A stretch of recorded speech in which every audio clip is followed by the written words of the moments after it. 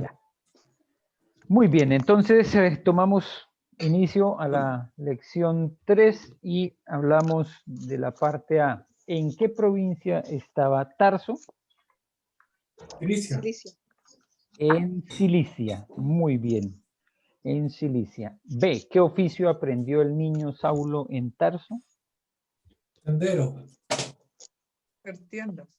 Hacer carpas, era Claro. tendero. hacer tiendas o hacer carpas.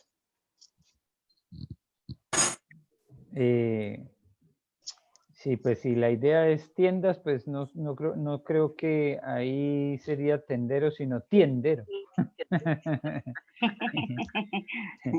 Porque el tendero suena como atender nomás, ¿no? Sí. Pero Yo bueno, nunca sí, había escuchado eso, un tendero. sabemos que el que hizo las carpas no solo de niños, sino que después siguió siendo su oficio, ¿no? Él mismo reconoce que trabajaba con sus manos. Número 2. En los tiempos de Pablo, ¿cómo se llamaba el país de los judíos? Palestina. Palestina.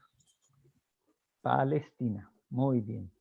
3. ¿Y en qué ciudad estaba la escuela de Saulo? Jerusalén. ¿Y en qué país estaba esa escuela? Palestina. En Palestina. Entonces, nos hacen repetir una y otra vez para recordar lo mismo, ¿no? 5. ¿Qué otro joven judío vivía en ese país en ese tiempo? Jesús. Jesús. Jesús. ¿Se conocieron estos dos? No. No. No. Parece que no, habría sido muy difícil que Pablo, Pero después sí.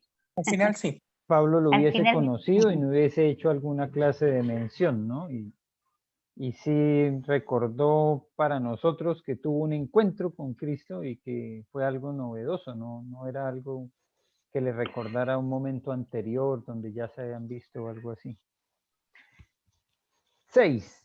En este mapa, ¿qué letra marca la ciudad de Tarso? Ah, Ah, A. ¿Y la ciudad de Jerusalén? Sí. sí. sí.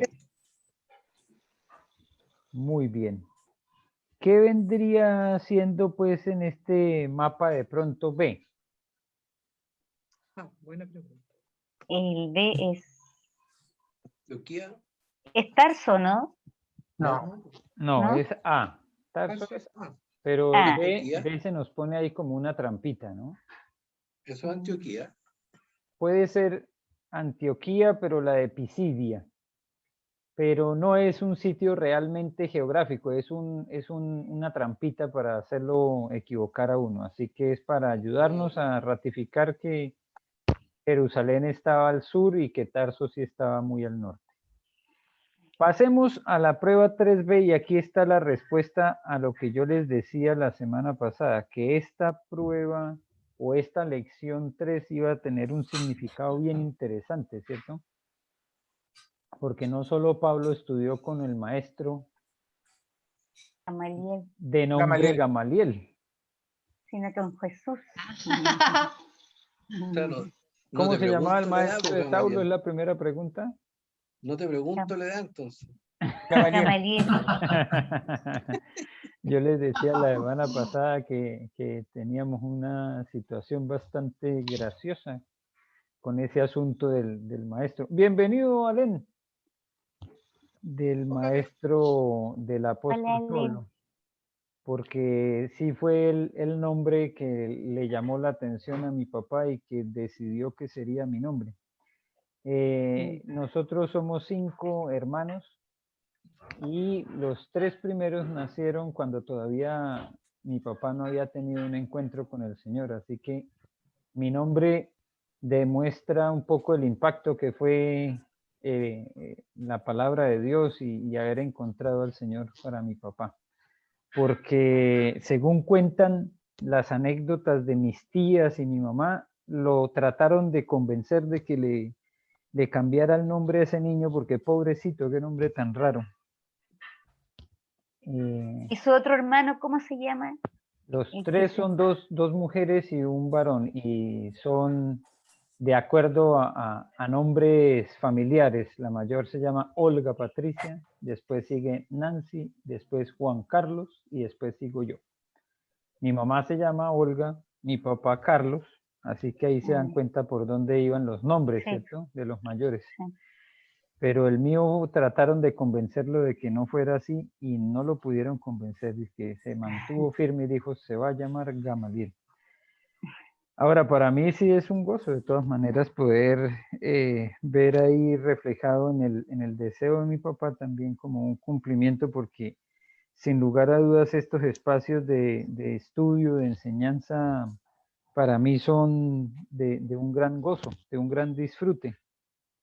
Es como la parte del ministerio que más disfruto, la enseñanza, el tiempo de estudio de la palabra. Entonces, ahí como que hubo también un poco de cumplimiento de algún anhelo, de algún deseo de mi padre. Y del Padre Celestial. Bueno, indudablemente. Así que ese Los dos nombre padres se confabularon. aparece también en el Antiguo Testamento, en el libro de Números. Era uno de los príncipes de Israel, pero el que más llama la atención es el del Nuevo Testamento por la característica de su ministerio, que fue enseñarle a el joven Saulo. Muy bien.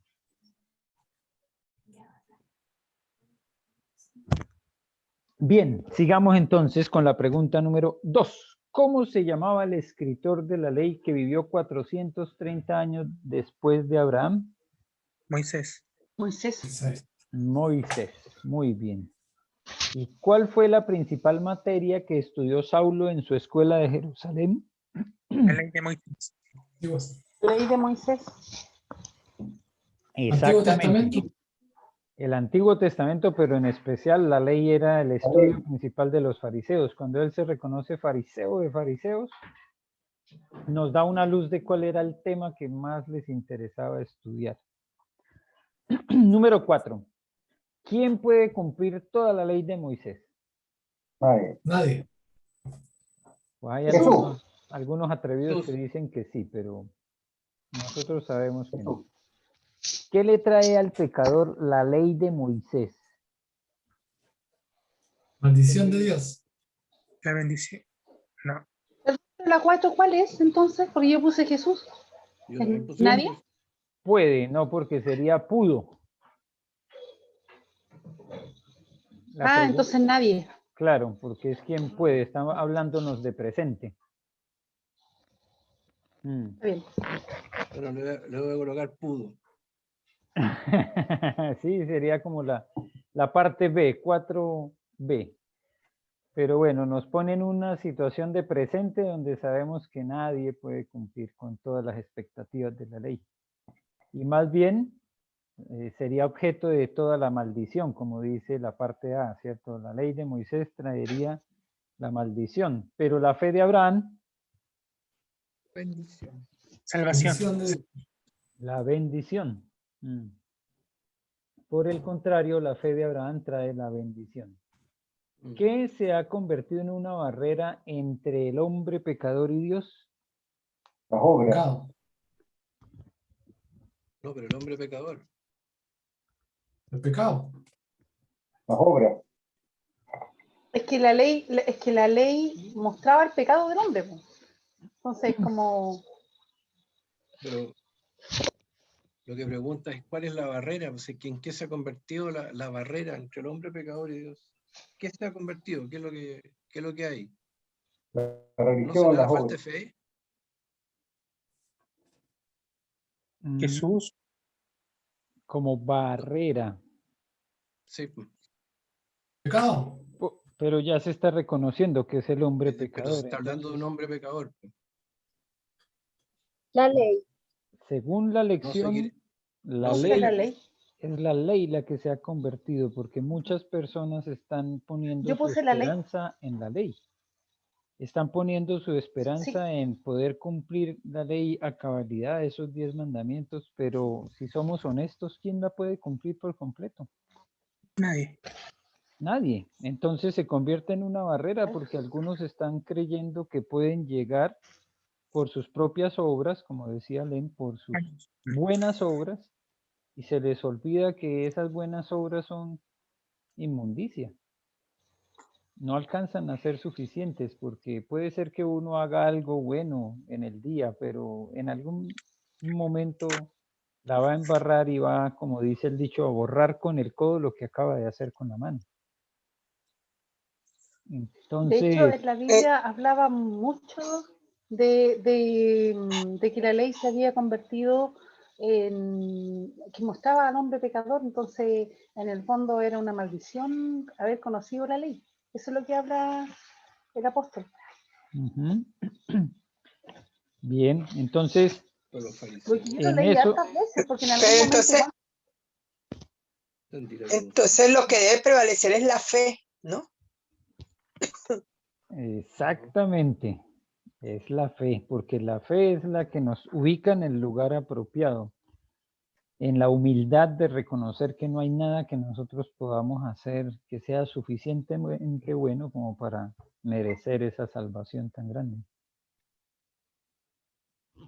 Es Gamaliel, en conclusión, ¿cuál es la respuesta correcta ahí en la pregunta 6? la ley de Moisés, Ya, ok. la ley de Moisés. ¿Hasta aquí hay alguna duda, alguna pregunta, algo que quisiéramos ampliar? Quiero entender el sentido cuando se dice que la ley de Moisés tiene la maldición de Dios, se ha convertido en la barrera entre el hombre pecador y Dios. Pero quiero entender bien el contexto, porque como que si la ley de Moisés fuera toda mala, entonces me gustaría que si pudieras aclarar bien el contexto de lo que significa el término de la ley de Moisés, en virtud de todo lo que está dicho en esta parte 3b de la lección. Sí. Bueno, parte de lo que vamos a reflexionar y que puede ser que nos ayude a responder un poco esto, ¿cierto? Que es la parte de la reflexión a la cual nos invita el libro, está en la 3b, en el punto 15. Vamos a meditar en lo que en la misma lección nos pedía meditar, pero vamos a hacerlo ahora juntos, ¿cierto? Entonces, una parte de esa respuesta creo que se desprende bien de acá de esta reflexión, pero igual vamos a seguir adelante con el propósito de esta peña, que es hacer algunas reflexiones en puntos específicos de las lecciones. La invitación ahora es a mirar esta primera parte, ¿cierto? El punto 15 de la 3b, donde nos dice quién bien podría preguntarse entonces, ¿para qué sirve la ley? El propósito de Dios es que bien usada es de gran valor, tal como veremos más a fondo en nuestro próximo estudio bíblico, que es el de la 13. Allí veremos que hay dos usos correctos de la ley. Primero, mostrarnos nuestro pecado y debilidad, y segundo, indicarnos el camino a Cristo y a su remedio.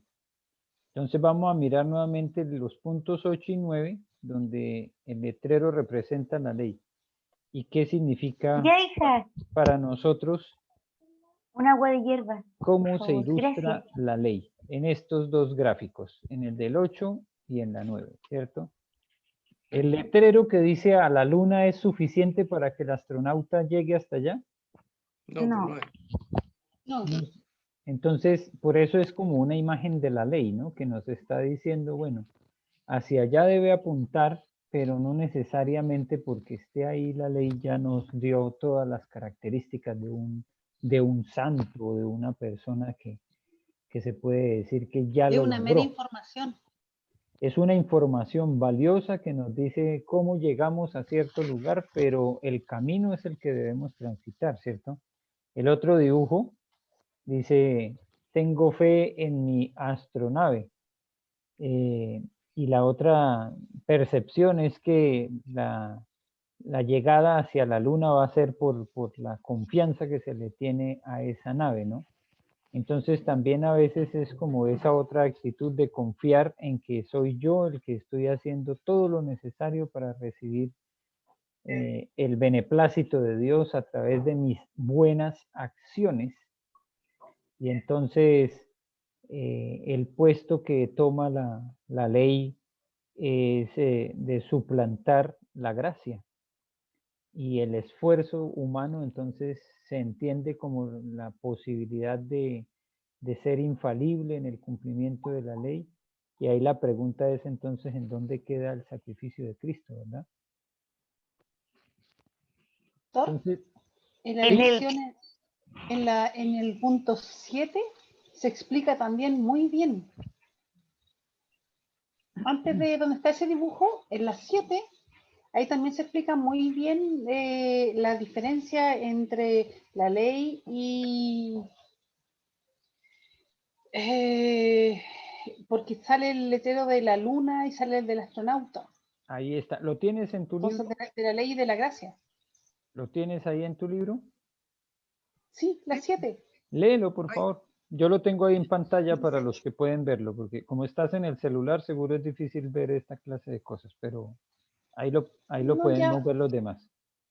Ya, el punto 7 habla de, sale un letrero que es a la luna, sale un hombre al medio y sale la nave al otro lado. Entonces dice, la ley de Moisés es buena, contiene los mandamientos de Dios y como el letrero del dibujo señala el camino que se debe tomar. Pero indicar el camino no es lo mismo que llegar al viajero a su destino. En el dibujo vemos que dice, el letrero dice a la luna, pero no quiere decir de que con eso voy a llegar a la luna. Es una mera información, solo indica el camino. Y la nave dice, la nave puede hacer llegar al astronauta a la luna, que es diferente. Entonces, Jesús sí puede hacerlo.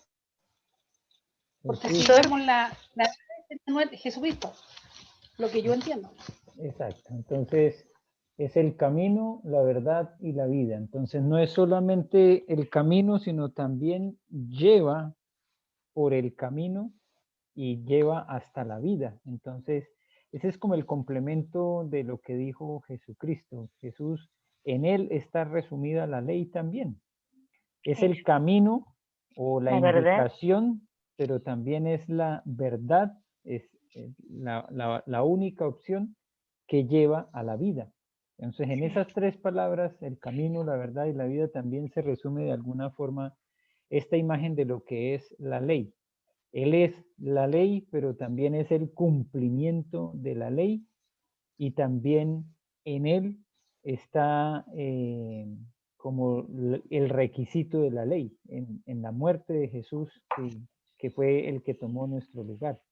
Entonces, por eso decimos que Jesús es el todo, pero en esas tres palabras, cuando él dijo yo soy el camino, la verdad y la vida, resumió todo el significado de lo que es para nosotros. Y también tiene mucho sentido con esta imagen como lo está diciendo Mercedes. Así que gracias, Mechita, porque es como el cumplimiento, ¿no? Jesús cumple todo, no solamente es el camino, sino también es la nave que nos lleva al destino, que es la vida. Así es. Yo quería hacer una acotación también. Marlis, dime, Marlis. Porque en el dibujo, yo soy harto de dibujo también, entonces también me costó toda esta cosa, pero en el dibujo 9, de punto 9, en la página 31, ese se complementa con lo que estamos diciendo, lo que estaba hablando la Meche, todo, porque, claro, uno es, ahí está la indicación, es la ley, pero el astronauta, ¿qué?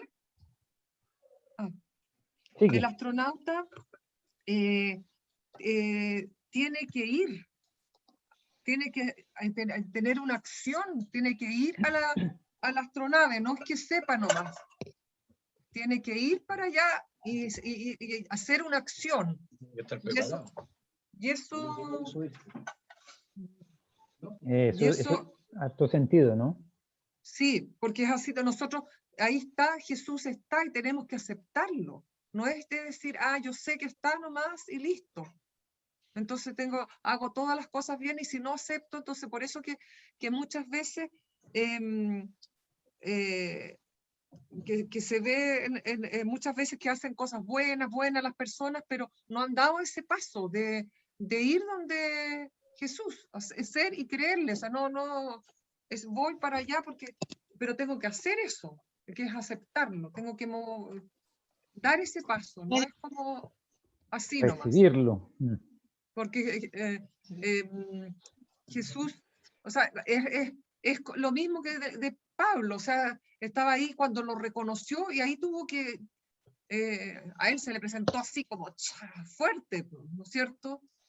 Y le recriminó, entonces él tuvo que aceptar, Pablo tuvo que aceptar, tuvo que ir y hacer, aunque él sabía y él estaba como en contra y todo, y él hacía lo bueno, porque él trataba de hacer todas las cosas de la ley, Pablo, y la defendía y todo.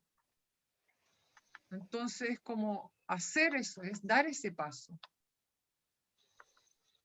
Pastor, Sí, Angélica, sigue. lo que dice Hugo, que quiere tratar de entender esto de la ley, lo explica muy bien en Gálatas 3:19. Se los voy a leer. Entonces, ¿para qué sirve la ley? Fue añadida a causa de las transgresiones, hasta que viniese la simiente a quien fue hecha la promesa, y fue ordenada por medio de ángeles en manos de un mediador. Ahí se explica perfecto el propósito de la ley. Pero Hugo quería entender por qué era una maldición. Entonces, lo que yo entiendo que al fin y al cabo, el hombre Nuestras solo, transgresiones. por muchas cosas buenas que haga, o por muchos becerros que se hayan matado en la antigüedad, jamás iba a poder llegar al cielo, porque no era por obras. Entonces, por eso tuvo que venir Jesucristo, porque aparte que ellos mismos sabían que no podían cumplir la ley, nadie puede cumplir la ley. Claro, pero llegaban al cielo. Entonces, por eso se convertía en una pesadez para el hombre, porque trataba de hacerlo mejor y más encima se daba cuenta de su condición. Entonces, por eso es una maldición al fin y al cabo, porque nadie la podía cumplir. Pero ellos sabían, ellos esperaban la promesa. ¿Me entiendes? Sí, además, nosotros tenemos el privilegio que nosotros ya tenemos a Cristo. Ellos igual creían por fe, porque estaban esperando la promesa. Entonces, claro, trataban de cumplir, como tú dices, la ley, pero ellos sabían que más que la ley era creer en las promesas de Dios. Entonces también había un acto de fe. Pero ellos Igual que nosotros. a través de la ley también llegaban al cielo, ellos, haciendo sacrificio tras sacrificio tras sacrificio. Sí, pues. Claro, pero era una declaración, como dice María Angélica, de fe, porque era la expectativa del perdón de Dios por los pecados que sabían que iban a cometer.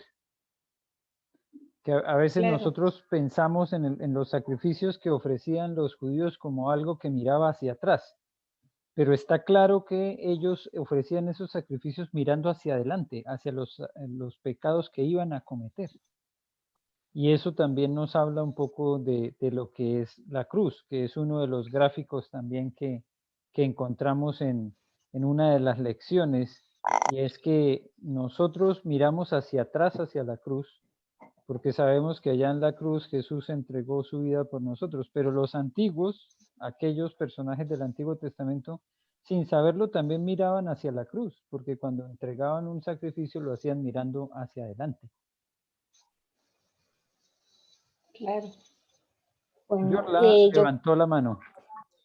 a ver, yo quisiera hacer como un aporte, pero no sé. Había algo que, no sé, me enseñaron hace mucho tiempo que decía que en lo de la ley eran más de 600 leyes, mandatos, ¿cierto? Mucho Que más. eran sí, eran De mucho 10 más. crearon. De esos pasaron a 10 mandamientos, que serían los 10 mandamientos de la ley de Dios, ¿cierto?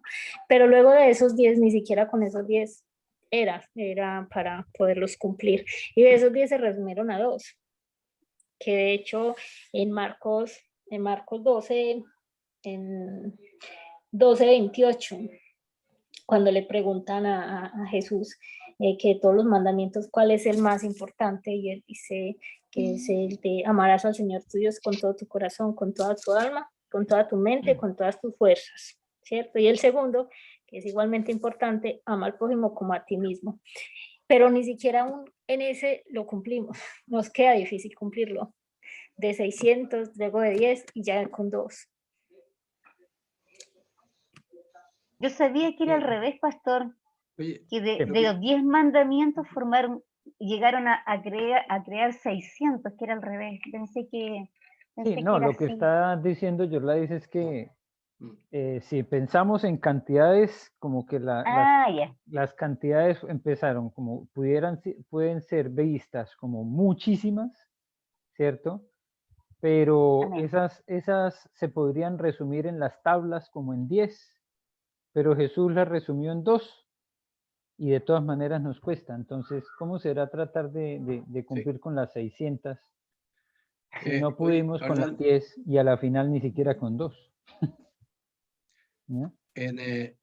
Ese tema, el año pasado en una reunión que tuvimos con nuestra área de fiscalía interna y nuestra abogada jefe, conversamos respecto a este tema.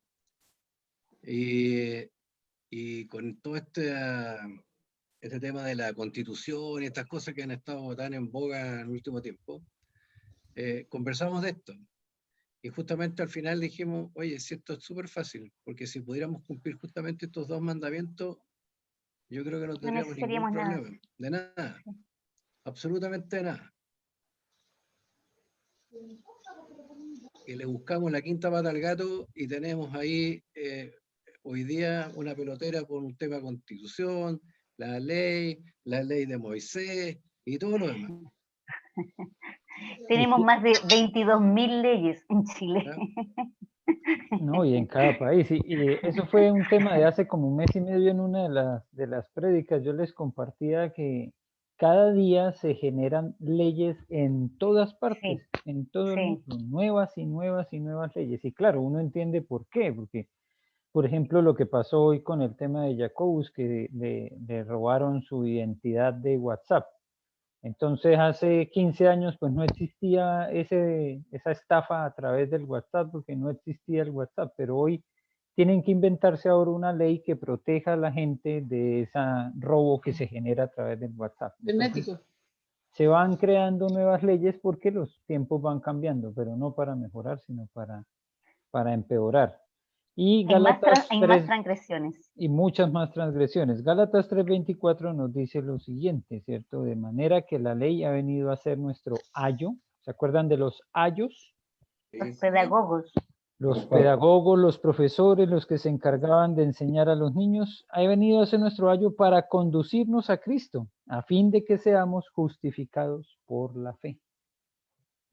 Entonces, el propósito de la ley no era salvarnos, el propósito de la ley era mostrarnos el camino que conducía hacia Cristo. Los antiguos lo entendieron bien porque por fe ellos seguían obedeciendo la ley, pero en el reconocimiento de que la ley no los hacía perfectos, más bien la ley era la que les mostraba su pecado. Pero todavía puede ser que alguien haya puesto su confianza en la ley. Y eso fue lo que Jesús vino a cambiar, a decirles, especialmente a los fariseos, cuidado porque ustedes están confiando en la ley y creen que por cumplir la ley ya eso los hizo aceptos delante de Dios. Y no se les olvide que la ley está ahí para conducirlos a mí, a Él mismo se presentó por eso como el camino. Pero todavía hoy es posible que alguien siga confiando ya no solamente en la ley, sino también en sus propias buenas acciones, que es como otra ley, ¿no? También otra forma de creerse santo, y es por las obras, por las muchas cosas buenas que hace. Y eso también entonces desestima a Jesús como el camino. Entonces es una reflexión importante que debemos hacer para evitar, ¿cierto?, el pensar que estamos justificados por nosotros mismos y no, como dice la Escritura, justificados pues por la fe. Respondamos otras preguntas de meditación que están en el punto 11 de la lección 3A. Aquí nos pide responder en el cuaderno de apuntes, no sé si ustedes lo tienen, pero En Lucas 2:52 leemos que el muchacho Jesús crecía en sabiduría y en estatura. Los creyentes debemos aprovechar todo lo que podemos durante nuestra juventud para prepararnos bien para el servicio a Dios, tal como lo hicieron Jesús y Saulo, apoyados por sus padres. Si usted es padre de familia, conteste estas preguntas. ¿Cómo muestra su interés en lo que sus hijos aprenden en la escuela o en el colegio? Esto es una buena pregunta para reflexionar, por eso es para meditar, ¿no? ¿Nos preocupamos de saber qué están aprendiendo los muchachos en el colegio? Sí. Pues de cuando en cuando nos vienen con preguntas y eso es bueno, ¿no? Cuando podemos nosotros acompañarles y apoyarles en ese proceso educativo. ¿Y cómo trata de ayudarlos a resolver sus problemas? Como padres de familias, ¿cómo ayudamos a nuestros hijos a resolver sus problemas? Esta es una pregunta tremenda porque a veces la opción es nosotros solucionarles los problemas. Pero hacemos muy bien en acompañarlos, en ayudarles a resolver los problemas y no en solucionárselos nosotros. Son dos tremendas preguntas. Ahora, para un joven dice aquí que también hay unas preguntas. ¿Está aprovechando todas las oportunidades que tiene para estudiar o aprender un oficio? El apóstol Pablo nos enseñó la importancia de tener un oficio también, ¿no? Algo que nos ayude a sostenernos económicamente, una profesión. Esto es bueno pensarlo porque en algunos lugares, por ejemplo, se ha llevado al extremo la expectativa de la segunda venida de Cristo y hasta se les ha enseñado a los jóvenes, por ejemplo, que no vale la pena ir a estudiar a la universidad porque ya viene Cristo. Y muchos se han quedado con esa expectativa de que ya viene Cristo y no desarrollan todos los potenciales que el Señor les ha dado. Entonces, es bueno que nosotros también reflexionemos sobre esto porque podemos truncar el futuro de alguien con una expectativa que ni siquiera estamos seguros de para cuándo se va a cumplir, porque sí es inminente la llegada de Cristo, pero ¿quién sabe cuándo va a ser? Nadie. Entonces, seguir animándolos y seguir motivándolos para que estudien, para que se preparen, para que formen sus vidas en todas las áreas es importante. Se da cuenta que Dios quiere que usted esté lo mejor preparado posible para servir a su comunidad y a Dios. Esta es una muy buena forma de ver el estudio, ¿cierto? La preparación académica, la preparación que podamos recibir en las diferentes áreas, en los diferentes niveles, como oportunidades para servir a otros, para dar gloria a Dios y servir a otros. Son tremendas preguntas, ¿verdad? Sí. Sí. Tremendo. Lo dejan a uno, pues, a veces como complicado, ¿no? En el asunto de, bueno, ¿qué estoy haciendo yo también con mi familia, como padre de familia o como integrante de una familia? Bueno, en las diferentes etapas, como abuelo. ¿Qué tanto nos estamos también ocupando de participar del desarrollo y el crecimiento de las personas que están a nuestro alrededor? El ejemplo es el de Jesús, nuevamente, volvamos a Lucas 2:52, crecía en sabiduría y en estatura. Y eso para recordarnos que también los que están a nuestro alrededor como hijos o como nietos están creciendo también en estatura, pero ¿qué hacemos nosotros? ¿Qué tanto apoyamos para que crezcan también en sabiduría? Bueno. Buena pregunta, ¿no? Nos quedamos ahí. Bueno, para responder a Hugo, la parte C va a ser fundamental, porque todavía no hemos estado respondiendo a la pregunta de Hugo por completo, aunque ya pues hay un apoyo de parte de varios, de María Angélica, Mercedes, pero puede ser que todavía Hugo tenga alguna duda con respecto a qué significa la ley y cómo se puede entender el proceso de maldición que viene o que acarrea también la ley. Bueno, aquí vamos a responder entonces la parte C y preguntar qué dice el número 1, ¿cuáles son los dos usos principales de la ley? Nos muestra lo pecadores que somos y nos Pecados. lleva a Cristo. Que nos muestra el camino a Cristo. Y nos muestra el camino a Cristo. Muy bien. No sé, la tengo clarita, pero quería entender el contexto. Sí, sí, por eso vamos a terminar con esta parte C y luego cerramos para ver si ya tienes alguna clase todavía de duda. Anote las dos descripciones gráficas que nos da Pablo en Gálatas 3, 19 al 27 para explicar los usos de la ley. ¿Cuáles son esas dos descripciones gráficas? Eso es que están La encerrados. fortaleza y el ayo. ¿No? Están encerrados, confinados. Confinados, dice el Eso es el versículo versículo 23, 23. ¿no? Sí, El 23. sí. Sí, Y lo otro es del ayo, el pedagogo. ¿Cómo dice? El Ahí, 24. alguien lo citó por ahí. Oye, El 24. interesante, ¿no? Que dice confinados, que eso como que nos recuerda lo que estamos viviendo todavía en estos días, ¿no? El monito sale bien. Antes de que viniese la fe, estábamos confinados bajo la ley, Aquí. encerrados para aquella fe que iba a ser revelada. Encerrados, confinados, interesante esa palabra, cómo tiene harto sentido, sobre todo en esta realidad que estamos viviendo de las cuarentenas, ¿no? Y finalmente, claro, el ayo, el pedagogo que nos lleva en educación y en enseñanza. ¿Qué renombre tenían los pedagogos según vemos en los dibujos antiguos de los tiempos de Pablo? Ayo. Ayo. Importante. Ayo. Era muy Claro. importante, porque Ujú. ayudaban a la educación de los niños, Y sobre Eran todo la formadores. disciplina. la disciplina, claro. Formadores, eso es. Formadores. Y se dice que algunos eran muy severos, muy estrictos. Sí, por la cara que salía el ayo ahí. Yo puse muy estricto. Muy estricto. Gamaliel, la cara de Gamaliel. Y sí, ese Gamaliel tuvo que haber sido cosa seria. Tienen cara como de samurái.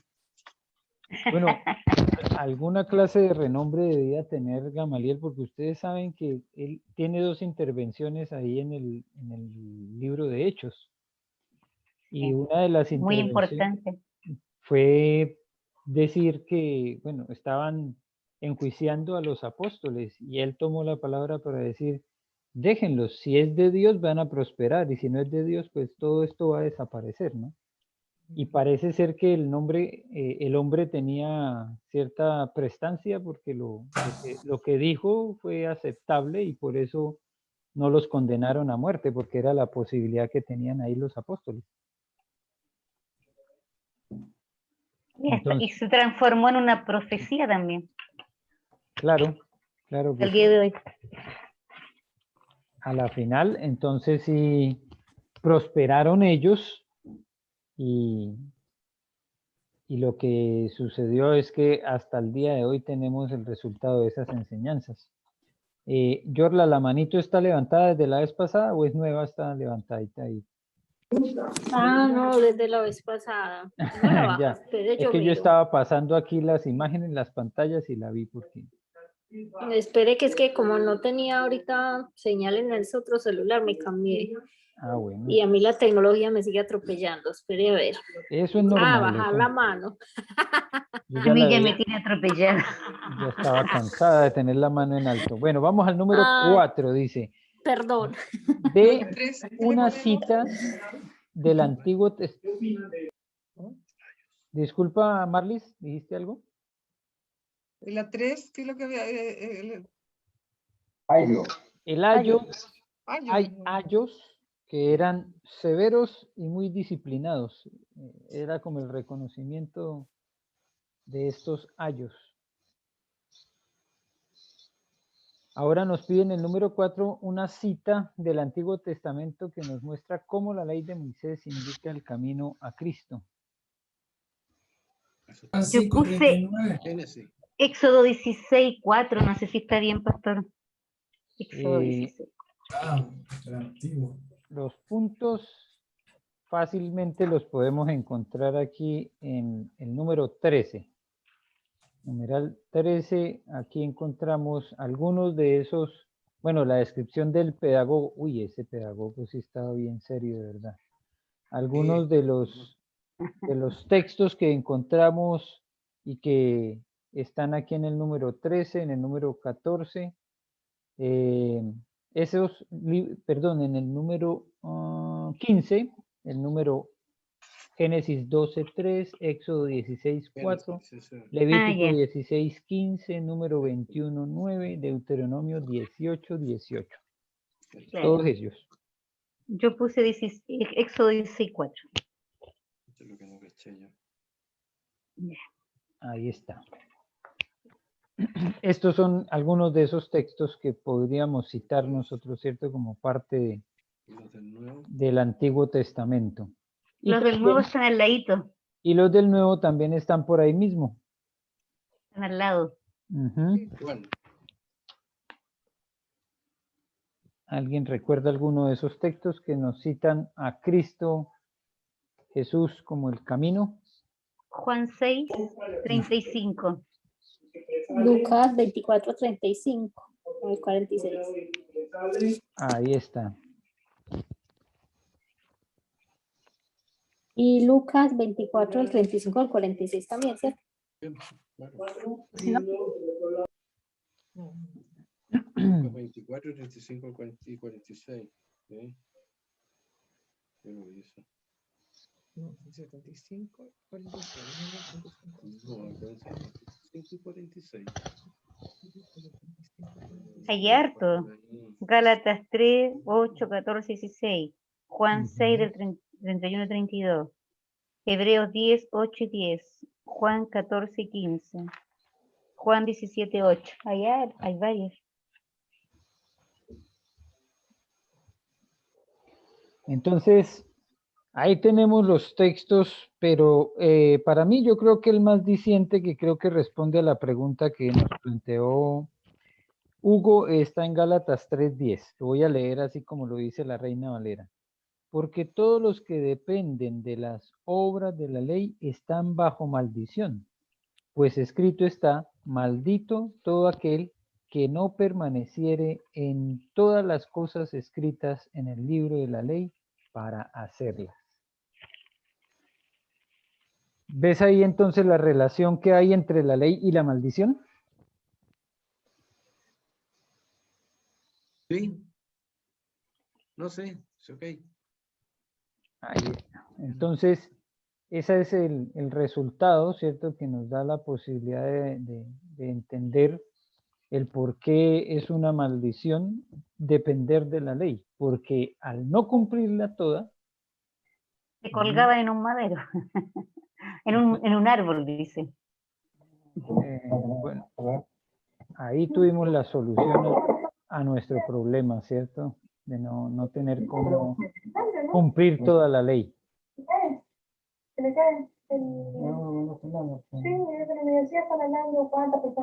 ¿Ya? Entonces ahí estamos nosotros entendiendo claramente las dificultades que se nos presentan cuando dependemos completamente de la ley, pensando que esa es la solución a nuestro pecado y creemos que está en nuestras manos. Pero lo que nos mostró entonces Jesucristo es que era la dependencia en Él.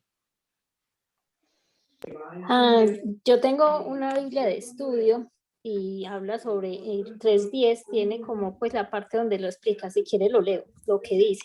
A ver qué dice ahí. Dice, es en Gálatas 3:10.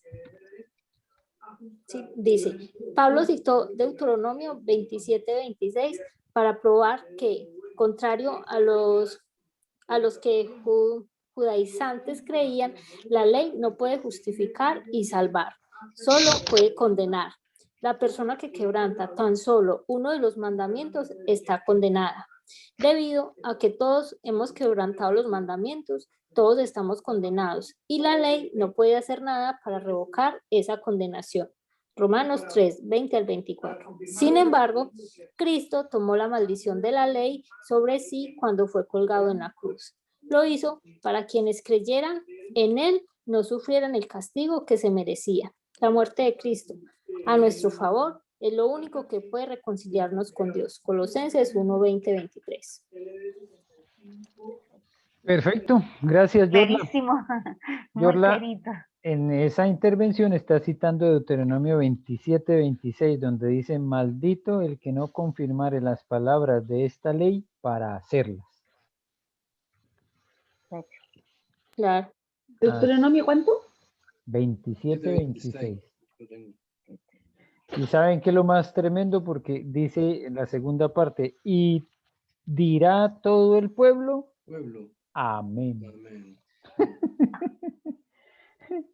Y todo el pueblo dijo amén cuando recibieron la ley. Entonces ellos sabían que no iban a poder, que tenían que reconocer su necesidad de la gracia. Y la gracia está rondando desde el Antiguo Testamento, no solamente ahora en el Nuevo Testamento. Cuando ellos ofrecían entonces los sacrificios, decían, Señor, sabemos que no somos dignos y que de aquí en adelante vamos a seguir cometiendo pecados. Y ofrecían entonces el sacrificio expiatorio una vez Para el futuro, por los al año. pecados futuros. Ujú. Entonces, y es lo otro, ¿no? Es como la forma también que nosotros vemos expresada en Job. Cuando Job ofrece sacrificios por sus hijos, porque él dice, porque puede ser que ofendan a Dios. No es que hayan ofendido, sino que vayan a ofender a Dios. Así es como se entiende ese verbo que está conjugado para nosotros como en un presente, pero realmente es una conjugación futura. En Job también se ve reflejado la intención del el Antiguo Testamento de ver hacia adelante, de ver hacia Cristo, hacia la cruz. Y nosotros también hacemos algo parecido, pero ya no miramos hacia adelante, sino miramos hacia atrás, al sacrificio de Jesús, que es el que da sentido a nuestra existencia. Entonces, todo por eso marcó un cambio trascendental en la historia de la humanidad, el nacimiento de Cristo. Esto nosotros lo ejemplificamos y en algún momento tendremos que dedicarle tiempo a las C, la letra C, y la forma en la que se ve reflejada dentro de la historia de la humanidad. La C es impresionante. Y yo no sé, esto es algo que no sé si lo vi en alguna parte, pero es algo que a mí mismo me ha llenado de mucho sentido en el entendimiento de la historia de la Biblia, por ejemplo. Y yo le encuentro de pronto mucho más significado que otros, pero para mí la C pues es muy importante porque es la tercera letra, ¿no? ABC, la tercera letra que nos habla de un Dios trino y que nos pone a pensar entonces en la primera C, que es la creación, la segunda C, que es la caída, la tercera C, que es la cruz, y la cuarta C, que es la consumación de los tiempos en el regreso de Cristo. Entonces, en todos estos tiempos está presente Cristo en la creación, ¿cierto? Cristo como parte de la creación tomando parte en la creación como el ejecutador, tomando parte porque todo fue creado por medio de Él, para Él y por Él. Cristo presente en la caída porque en el mismo instante, como dijo, eso sí lo escribió un autor cristiano que dijo que en el momento en el que la mujer estaba estirando su mano para tomar del fruto prohibido, Jesús estaba levantando del trono para ir hacia la cruz. No fue como, bueno, ¿ahora qué hacemos? Sino que en el momento en el que está la caída también está de una vez presente la cruz, el sacrificio de Cristo. Y que en la consumación, pues será Cristo quien en una segunda venida venga a traer juicio a toda la humanidad. Entonces, esas Cs que tienen una quinta C también, si uno lo quiere ver así, ¿cierto? Tiene la creación, tiene la caída, tiene Cristo en su nacimiento, tiene la cruz y tiene la consumación, pero es como una forma de ver la historia de la humanidad resumida en 5 espacios, ¿cierto? 5 espacios de tiempo. Creación, caída, Cristo, cruz, consumación. Y uno puede explicar ahí rápidamente cualquier cosa, cualquier tema, la gracia, el pecado, la ley, los mandamientos, todos se pueden ver ahí dentro de la historia de la humanidad con esas C, esas 4 o 5 C. Como les digo, es algo que todavía yo no he como podido desarrollarlo apropiadamente, pero sí es algo que me da muchas vueltas en la cabeza, ¿no? Como esa C, la letra C puede ayudarnos a entender mucho de lo que es el mensaje de la palabra de una forma muy práctica, ¿no? Como la historia de la humanidad resumida con esas 5 C. ¿Cómo es la última? ¿Consumación? ¿Continuación? Consumación. Consumación. Yo puse continuación. Bueno. No, este es consumar, entonces hasta más bien hablas al revés, del fin. No de continuación, sino de hasta ahí llega. Y va a haber una Pero hay consumación. continuación después de la muerte. Puede ser, sí. La vida eterna, ¿no? Pero puede ser que encuentre una forma de decirlo con una letra C. Ayúdenme. Si alguien encuentra una C para hablar de la vida eterna, pues sería buenísimo, ¿cierto? ¿Y puedes repetir las que llevas hasta ahora? Creación, caída, Cristo, cruz y consumación. En continuación, ¿no? No, esa se la inventó George Lais. No. Es que me lo inventé. Bueno, sí. Sí, pero Por puede ser. escribir rápido, por escribir rápido. No, pero puede ser porque pues, el enfoque que tiene George Lais es como continuar la Sí. vida, ¿cierto? Pero ya en la presencia del Señor, pues. Son 6. 6. Puede ser. Ahí estoy dándole vueltas a ese tema porque no está del todo mal, ¿cierto? Pensar en que, y eso lo dejamos también como parte de una prédica de hace unas semanas atrás, cuando a veces la gente ve la muerte como la terminación completa, pero en la muerte también hay un continuará porque tenemos una vida eterna prometida. Entonces, la muerte no es el final. Es parte de lo... Dime, María Angélica. Entonces la otra C sería continuar. Algo así, pues que George Lais estaba proponiendo continuación, pero... Ah, eso es continuación. Sí, pero hay que darle vueltas porque puede ser una buena forma de entender también la vida eterna, ¿cierto? Eso quería finalizar tal vez diciendo esto, en estos días de pandemia y con tantas muertes y todo esto, empiezan a aflorar muchos temores de algunas personas sobre la posibilidad de la muerte de un ser querido, bueno, y la propia, ¿cierto? Entran algunos en mucha angustia y el temor toma tanto espacio que es al revés de lo que debería ser. Lo que debería ser es que el amor echa fuera el temor, pero si el temor toma espacio, echa fuera el amor.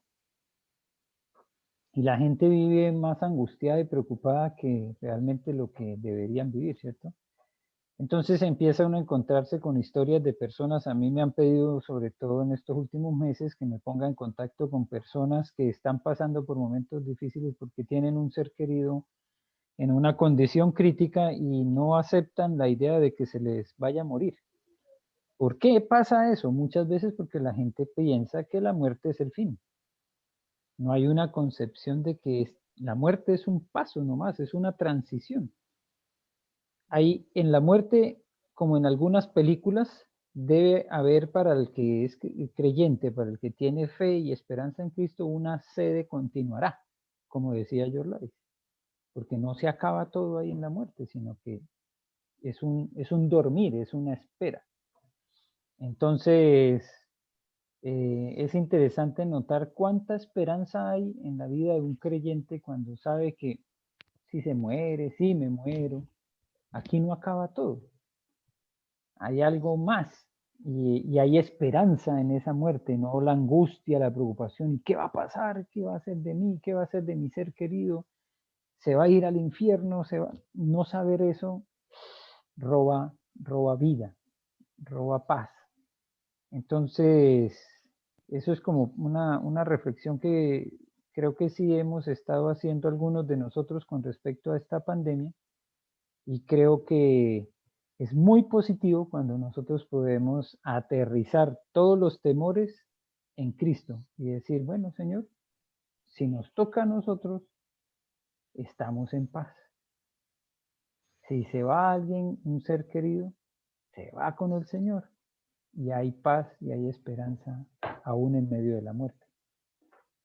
Siempre que uno sepa que, claro, ha tomado esa decisión, pero cuando uno sabe que no la ha tomado, Es que uno nunca sabe, Marlis, porque a lo mejor en esa angustia, en su agonía, en el último momento, él entregó su vida al Señor. Porque uno a veces cree que uno no sabe, te vas a sorprender cuando llegues al cielo, que vas a encontrar a mucha gente que tú pensaste que no tuvo esa paz o esa entrega, como decimos nosotros. No sabemos.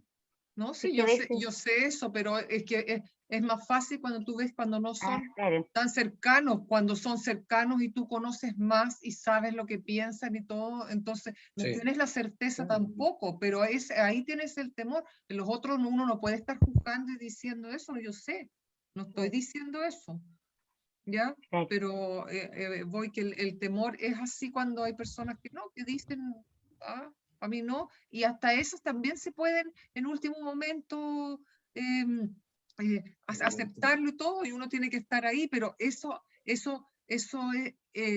sí te puede mantener en mucho más temor que si tú piensas que alguien sí sabe y te dice, y tampoco tienes la certeza de que va a ser 100% así, porque eso no lo va a saber uno tampoco, pero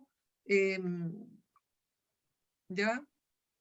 También el Señor nos dice que capaz que nos diga, yo no os conozco. Sí. También nos puede decir a nosotros los cristianos. Yo También sé. nos puede decir eso. Sí. Sí, pero Yo no quedé con una cambia. parte del libro que no está listo, que quería preguntar y que no vimos.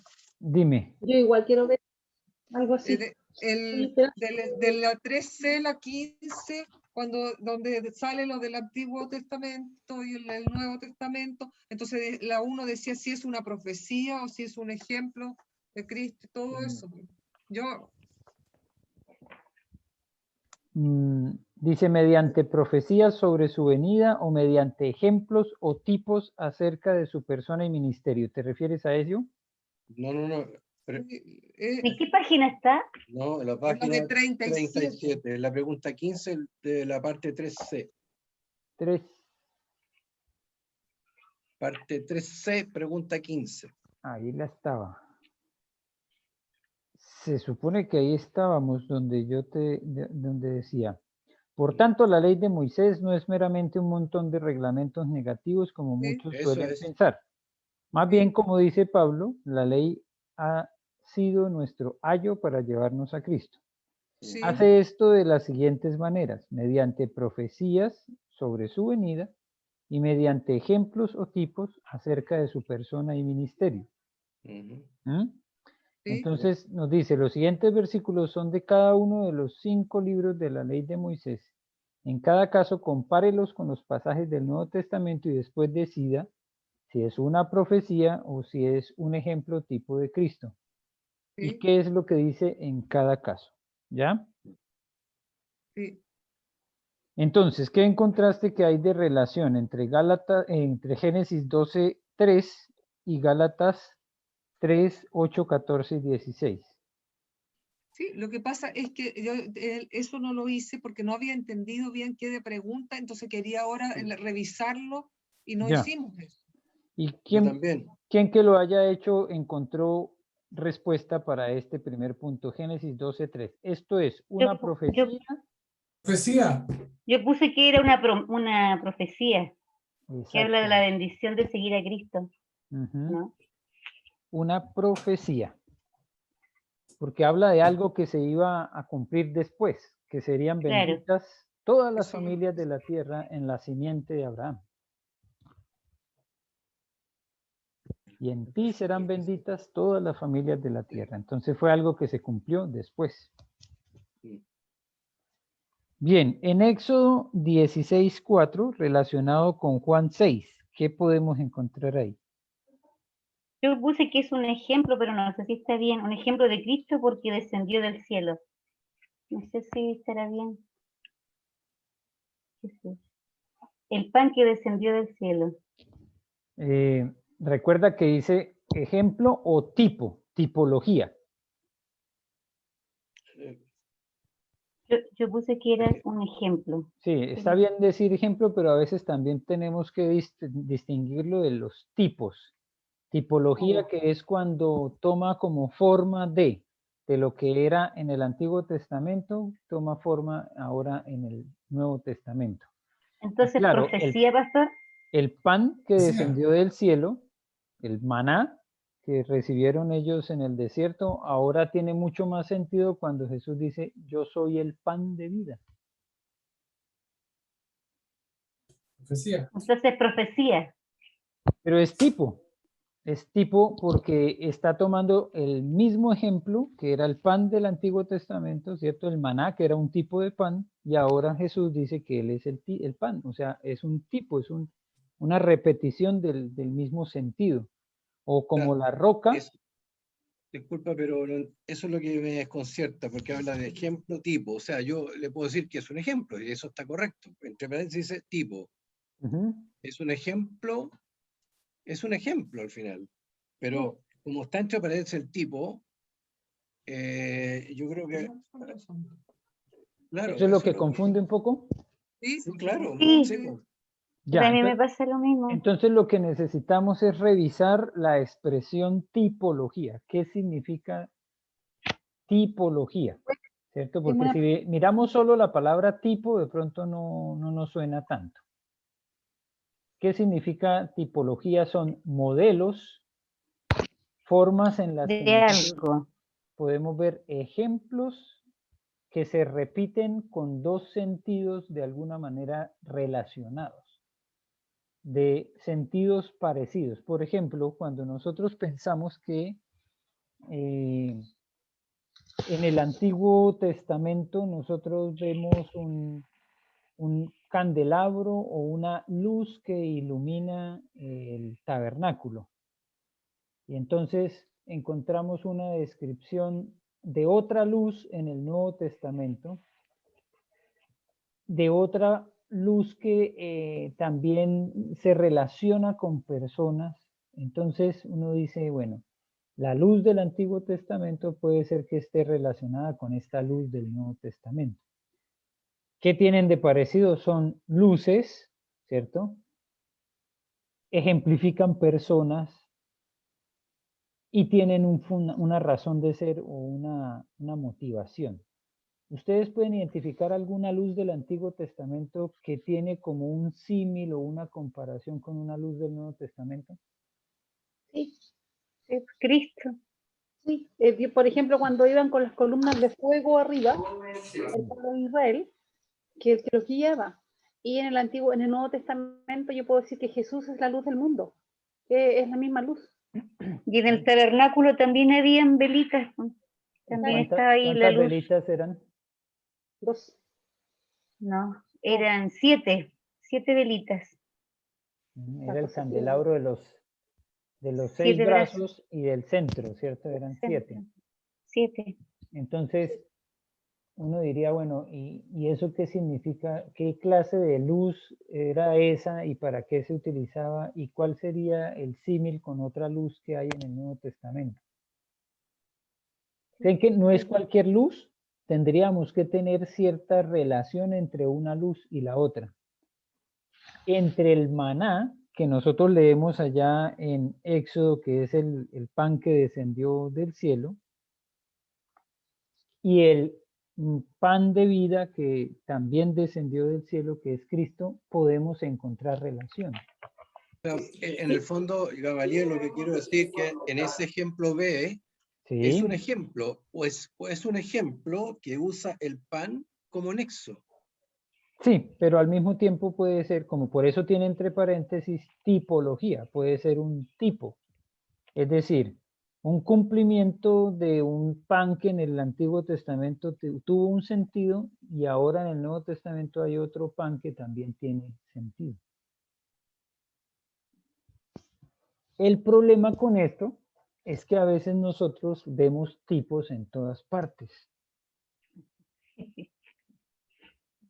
O sea, ejemplos en todas partes. Y por eso les hablaba de la roca. Porque Moisés golpeó la roca, ¿cierto? Y no solamente en una ocasión. Brotó agua de la peña, dice el texto. Y por eso nosotros tenemos una canción que habla de que Cristo es la peña de Oreb que está brotando. Agua de vida saludable para ti. ¿Ves? Esa canción asume el tipo de que Cristo es la misma peña que golpeó Moisés. A eso se le llama tipología. O sea, Gamaliel, pero para ordenar un poco los conceptos, porque en realidad me da la impresión que no debió haberse formulado de esa manera la pregunta. Si es una profecía o si es no un ejemplo. Ejemplo yo creo que está entonces mal puesto. No podría Sí, ser una me da la interpretación. impresión, Gamaliel, que no corresponde. Y eso es lo que a mí personalmente me enreda en lo que para poder responder bien. Sí, sobre todo porque estamos viendo, por ejemplo, aquí en el punto 1, como si fuera una sola cosa, profecía, ejemplo, pero realmente lo que estamos viendo son dos cosas diferentes, o es una profecía o es un ejemplo, entre paréntesis, tipo. La segunda parte dice, ¿qué es lo que dice en cada caso? Eso, claro, eso es lo otro también. Es que es como ampliar el concepto. Entonces, en el primero, en el punto A, con Génesis 12:3, es un fácil, ¿cierto? Un poco fácil. Es una profecía porque tuvo cumplimiento más adelante. Claro. La bendición tuvo cumplimiento más adelante. Pero en Éxodo 16:4 ya nos enreda un poco el hecho de que hablen de un pan que fue el que recibieron ellos, ¿cierto? Dice Éxodo 16:4, y Jehová dijo a Moisés, he aquí yo os haré llover pan del cielo, y el pueblo saldrá y recogerá diariamente la porción de un día para que yo lo pruebe si anda en mi ley o no. Entonces, si tomamos todo el versículo 4 y yo, según lo que entiendo, es una promesa, pues, pastor. O sea, qué bueno que está pasando esto, porque a mí igual me costó mucho. Por eso, pero vamos a leer qué es lo que dice Juan 6:31-32 para poder ver cómo se relaciona con ese otro texto, porque hasta ahora solo leímos el pan. Estamos hablando del maná. No se ha dicho, todavía no se ha comparado con qué es lo que quiere, ¿cierto? El libro como tal, no la Biblia, sino este libro, hacernos pensar con respecto al maná. ¿En qué se parece el maná a esta descripción de San Juan, capítulo 6, versículos 31 y 32? Dice, nuestros padres comieron el maná en el desierto. Como está escrito, pan del cielo les dio a comer. Y Jesús les dijo, de cierto os digo, no os dio Moisés el pan del cielo, mas mi Padre os da el verdadero pan del cielo. Porque el pan de Dios es aquel que descendió del cielo y da vida al mundo. ¿Sí hay entonces una relación entre el maná y Cristo? Sí, porque él es el pan. Claro, entonces a eso es a lo que le llamamos tipo. Porque cuando en Éxodo 16 se nos narra que iba a caer un pan del cielo, no está hablando de Cristo. Está hablando del pan que cayó, en efecto, el maná que caía cada mañana y que ellos debían recogerlo y que lo iban a tener que utilizar ese mismo día. Sí. Pero ese pan que ellos recibieron en el desierto es tomado como ejemplo del verdadero pan que descendió del cielo, que es Cristo. Entonces, el primer pan, el maná, es un ejemplo del segundo pan que iba a descender del cielo, que era Cristo. Entonces, un ejemplo tipo. Eso es un tipo, es tipología. Igual Ahora, que el ejemplo de la serpiente de bronce que tenían que mirar también para ser sanados. Nosotros miramos a la cruz para ser salvos. Es como lo mismo. ¿por qué es Otro tipo? ejemplo tipo. ¿Por qué es tipo? No porque nosotros lo digamos, sino porque la misma palabra nos dice que así como fue levantada la serpiente, también será levantada.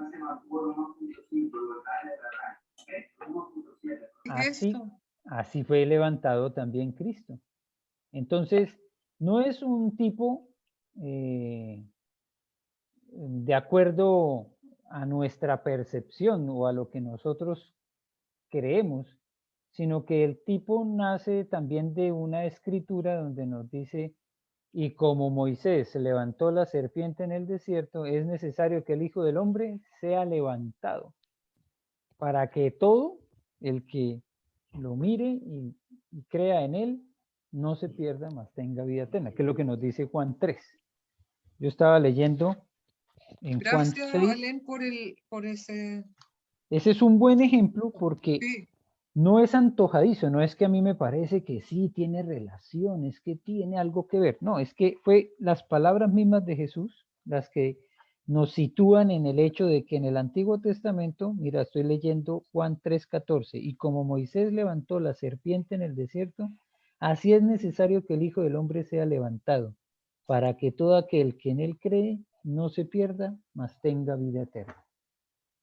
Entonces, porque la serpiente, por ejemplo, esa serpiente de bronce que se levantó, era sobre un madero, estaba puesta sobre un madero. Y Cristo Jesús también fue levantado sobre un madero. Entonces, ahí hay un tipo, porque es algo que tiene un sentido en el Antiguo Testamento, pero que cobró un significado mayor ahora en el Nuevo Testamento. Como un denominador. Como lo del cordero, también. Exactamente. El corderito. El cordero también es un tipo, porque el cordero, ¿cómo debía ser? Blanco, inmaculado, sin mancha. Y entonces, ¿qué dijeron de Jesús? He aquí el Cordero, de Dios, que quita el pecado del mundo. Esos son tipos. Pero vuelvo y les digo, hay un peligro cuando a veces queremos ver tipo en todo. Y entonces queremos ver que esto se parece con esto, entonces significa eso. Por ejemplo, estábamos hablando de las luces, ¿cierto? Y la luz que ilumina y que, bueno, todo esto, pero ¿cómo podemos nosotros ver un significado similar en el candelabro, por ejemplo, que estaba en el tabernáculo? Y ahora entonces, cuando Jesús dijo, vosotros sois la luz del mundo, ¿significarán lo mismo? ¿Somos candelabros en el mundo? ¿Tenemos que ir de a 7? En cierta forma sí. No, pero sí somos luz. Tenemos que ser luz, llevar la luz de Cristo. Somos candelabros, pero sí somos luz. Entonces, igual es como una de las características que tiene obviamente los candelabros, y nosotros también, porque si nosotros tenemos la verdad, tenemos que mostrar la luz. Bien, entonces lo que les pido es que estén atentos, porque ustedes se van a encontrar en predicaciones y en enseñanzas muchas tipologías, muchas personas que van a decir, es que esto es la aplicación de lo que decía en el Antiguo Testamento, de lo que pasó en el Antiguo Testamento, entonces ahora esto es un tipo para nosotros. Y por ejemplo, hay personas que han sacado toda una doctrina de que, como en el tiempos bíblicos se bautizaron en el Jordán, entonces que es necesario ir a bautizarse en el Jordán, porque eso es un ejemplo del antiguo que nosotros debemos asumir ahora en el nuevo. ¿Ven? El agua también es un común denominador, que también es un tipo. El agua de vida. El agua de vida. Tengan cuidado, por favor, cuando están viendo esos ejemplos del Antiguo Testamento, cómo se ven en el Nuevo Testamento, porque algunas personas fondo, pastor, es como- abusan de de cómo la, la interpretan. de la tipología. Entonces, ¿Pastor? ¿cuál sería la letra C, Pastor, en Levítico 16:15? Yo Vamos a puse mi- que también también era un ejemplo, pero no sé si está bien. El sacrificio Ejemplo. perfecto con la ofrenda. Ejemplo tipo tenéis que decir. Ah, ya, Ejemplo tipo. ejemplo. Sí. Un ejemplo Levítico tipo. 16:15 dice, después degollará el macho cabrío en expiación por el pecado del pueblo y llevará la sangre detrás del velo, adentro, y hará que la sangre, como hizo con la sangre del becerro, y la esparcirá sobre el propiciatorio y delante del propiciatorio. Entonces, eso lo vemos relacionado con Hebreos 10, ¿cierto? Y vamos a ver cómo nos lo expresa el autor de Hebreos. ¿Qué hay de parecido entre ese sacrificio con Hebreos 10, versículos 8 al 10? Dice, diciendo, primero, sacrificio y ofrenda y holocaustos y expiaciones por el pecado no quisiste ni te agradaron, las cuales cosas se ofrecen según la ley. Y diciendo luego, he aquí que vengo, oh Dios, para hacer tu voluntad. Quítalo primero para establecer esto último. En esa voluntad somos santificados mediante la ofrenda del cuerpo de Jesucristo, hecha una vez para siempre. Como en el caso del Cordero, nos está diciendo aquí que hay un sacrificio que se hacía en el Antiguo Testamento y que ahora en Cristo tomó un sentido mayor. Ejemplo, tipo. Tipo. Entonces es fácil, uno tiene que buscar la palabra común, sangre, Por ejemplo, Sacrificio por el pecado. en es este caso, claro. exactamente, es como la relación, ¿cierto? Como la Sangre que relación limpia, que hay claro. o la conexión que hay entre un hecho y el otro.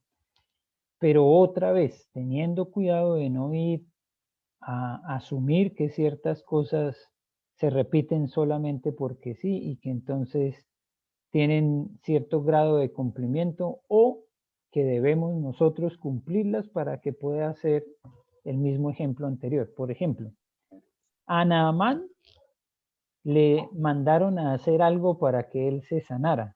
¿Se acuerdan la historia de Naamán? Sí, él Meterse al- tenía lepra.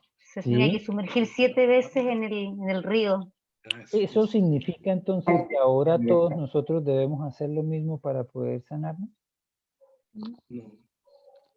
7 veces al menos. ¿O no? Bien, es que eso sería, para algunas personas eso podría ser un tipo, y entonces ahora la sanidad también debe llegar de la misma forma que le llegó a aquel. Pero si hay algo que nosotros vemos en cuanto a las sanidades, no cumple una regla general, es el ejemplo que nos dejó Cristo. Porque, por ejemplo, los ciegos que Jesús sanó no se sanaron de la misma forma. Todos los milagros de Cristo fueron distintos. Todos fueron distintos. Uno recibió la vista, el otro le hizo una masita con Con barro. escupo. ¿Sí? Exactamente. Uno vio inmediatamente, otro empezó a ver primero como borroso, como que los hombres son como árboles, y después vio completamente bien. Entonces, no hay un hecho que tenga que repetirse siempre de la misma forma. A veces lo que nosotros necesitamos es ver cómo Dios obra de formas tan diversas, tan diferentes, y aferrarnos, eso sí, con fe a que es en la voluntad de Él, ¿cierto? Porque el peligro es que nosotros en algún momento veamos una respuesta porque oramos y que entonces estemos convencidos de que siempre tiene que ser así. Entonces, ese día yo oré, pero estaba de pie. Entonces, siempre que me responde Dios, estoy de pie. O siempre que me responde Dios, estoy arrodillado. O esto o lo otro. Y entonces empezamos a poner el tipo, ¿cierto? Como que el ejemplo en lo que nosotros hagamos y no en la voluntad de Dios. ¿Ya? Escucha que salió interesante el tema, me encantó. Porque no, No sabía cómo hacerlo ni agarrar. Pues gracias por traerlo a colación, Marlis. Y Meche también tenía otro tema para ya ir finalizando. Sí, la verdad es que yo estaba un poco complicada porque en la lección 3, después de la pregunta 12, La que 3C, varios, como eran 3, habla de que hoy en día, perdón, en la 14, de que se le tiende a restar importancia a la ley. Y sale ahí un autor que lo encontré genial lo que dice, que nunca debemos pasar por alto la ley con el fin de ir directamente al Evangelio. Hacer esto es contradecir el plan de Dios en la historia bíblica, donde Dios puso el Antiguo Testamento antes del Nuevo. Solo contra el negro telón de la noche se dejan ver las estrellas, y solamente ante el fondo oscuro del pecado y el juicio, resultando el uso correcto de la ley, resplandece la luz del Evangelio. Yo me acuerdo haber conocido mucho las predicaciones de Cristo, donde se habla mucho de la parte cristocéntrica solamente. No se habla del Antiguo Testamento, no se habla de la ley. Entonces las personas tienden, he escuchado muchas prédicas de muchas emociones, y la gente llora y llora, pero no se convence de su pecado. Se queda con la parte bonita del Evangelio. Entonces, cuando tiene que haber un perfecto equilibrio, porque si tú no le hablas tan bien a la persona del Antiguo Testamento, la persona no se va a considerar pecadora. Sí, puede ser. Pastor, yo lo digo por experiencia. Yo fui a un colegio de monjas y yo no había robado grandes cantidades de dinero, por ejemplo, entonces me sentía que no era la cosa, por decir un ejemplo. No mentía tanto como para considerarme mentirosa. Pero si me llevaban al Antiguo Testamento, donde una vez me dijeron, ¿pero mentiste hoy día? ¿O han mentido en la semana? Sí, así como algo poquito. Le bajamos el perfil. En cambio, la ley es súper clara y es como fuerte. O sea, entonces por eso yo igual quería hacer hincapié en esto, porque hay mucha gente que se queda en la gracia, en la pura gracia. Y por eso yo personalmente pienso que es eso cuando se habla de los, también de los cristianos que son como, a ver, ya lo pasamos una vez, los cristianos que son pequeños, que se quedan siempre chiquititos. que no crecen. Inmaduros. Inmaduros.